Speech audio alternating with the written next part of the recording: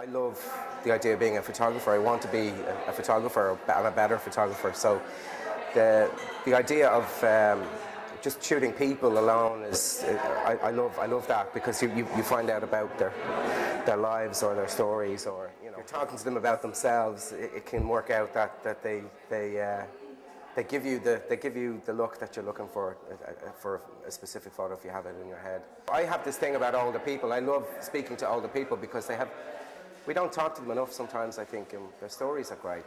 And this is just proof. This show is just proof for that. I love talking to my own mum because she's in her 60s, and we just talk about my late dad a lot, and just what she's doing at the moment and how busy she is. And she's non-stop. She goes out 3 and 4 days a week, and she's out dancing 2 or 3 nights a week. It's great to hear that, and to hear that from, say, Paddy Byrne, who's never in the house. He says, "I'm always in town." But just to talk to people who have a completely different story than I do, that might help me when I'm a little bit older, in the sense that I'd like, when I heard it before from somebody, and it was a part of a photographic show, part of a memory set, and all of a sudden then it's like I'm armed with knowledge.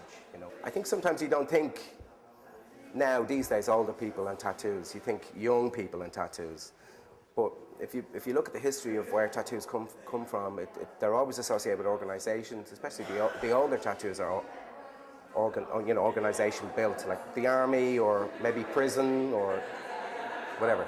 When Aidan approached me, I said, yeah, that sounds interesting, because it's not just about tattooing as such, it's about the art, photography, stills.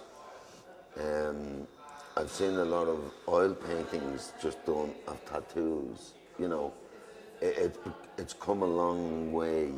It's more in vogue now than it has ever been. I mean, I do lads from the Corner Street Boys, the High Court barristers, rock stars, film stars. It goes right across the social board now, as opposed to years ago.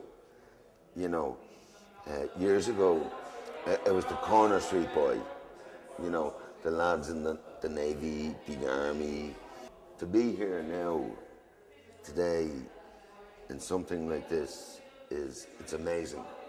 When I started, as I said, I was only 14, and I was doing lads that were older than me, and my father told me, never to get a tattoo done until I was of age and whatever. Otherwise, he'd give me a good leathering, So what I did was, the first tattoo I got done was, believe it or not, a little brown freckle. I work for the arts department, so emails from the visual arts came in, and I just saw the ad on it from there, so I said, oh, here goes, I'll try that. So Aidan answered me then and said that he'd love to have me on the project, so I was delighted. It's a spider. I love spiders, so that's why I got the spider. Yeah. If I don't get it now, it's never, so.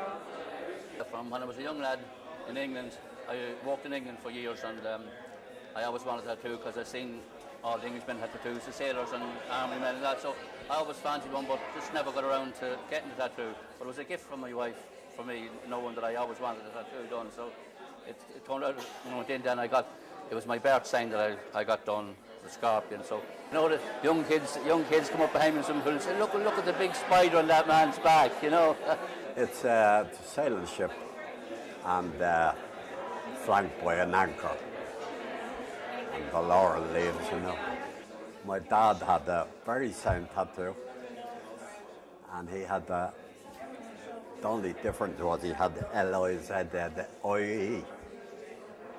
I don't know who she was, the girl he used to go with when he was a sailor too. So the stick he used to get about that. The story is actually really very, very sweet.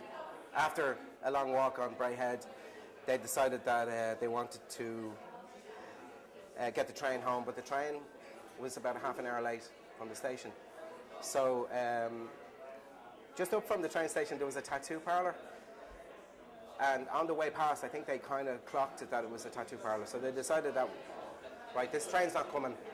So why don't we just go back and get a tattoo? Something simple, something small. If you do it, I'll do it, is what Mags actually said. And all of a sudden, they're sitting in the tattoo parlour, a little bit nervous, even though they had a half a can of cider each. Jay, they said, was the tattoo artist. He said, no, I don't really do names on people, you know. I don't think that's, you know.